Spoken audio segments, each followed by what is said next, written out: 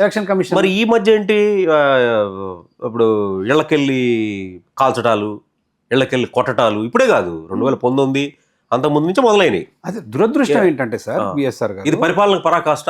2019లో మీరు గుర్తు చేసుకుంటే అసలు మామూలు అరాచకం కాదండి. వైసీపీ వాళ్ళు, చంద్రబాబు నాయుడు గారు ప్రధాన ప్రతిపక్ష పార్టీ నాయకుడు, ఆయన ఇంటి మీద దాడి చేస్తారు ఎక్కడన్నా.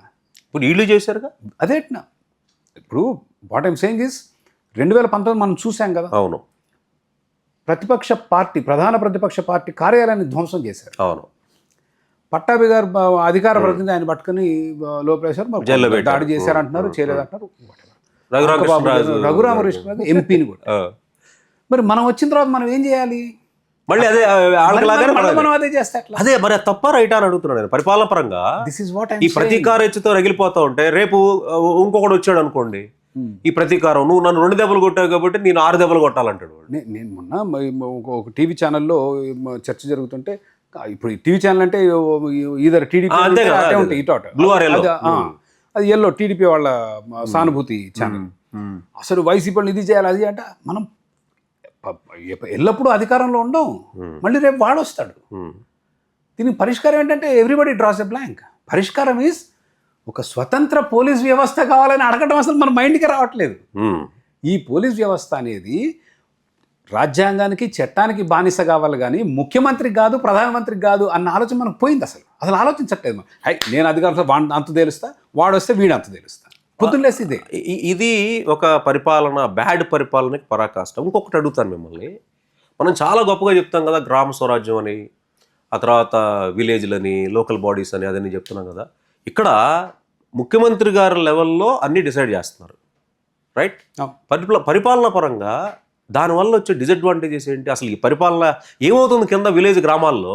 పైకి మనం చెప్పేదేమో అన్ని గొప్పలుగా చెప్తున్నాం కానీ గ్రామాల్లో కానీ, మండలాల్లో కానీ, సిటీస్లో కానీ నేను చెప్తా కొన్ని ఎగ్జాంపుల్స్. మనం ఎప్పుడు కూడా పొలిటికల్ లీడర్లను తిడుతుంటాం.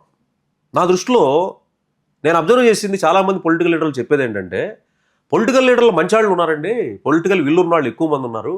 అసలు దరిద్రం అంతా ఏంటంటే బ్యూరోక్రటిక్ సిస్టమ్ అండి.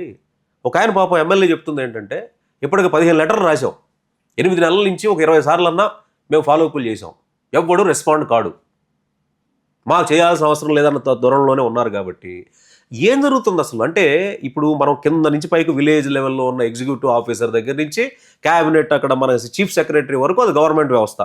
ఎగ్జిక్యూషన్ చేయాల్సింది వాళ్లే కదా.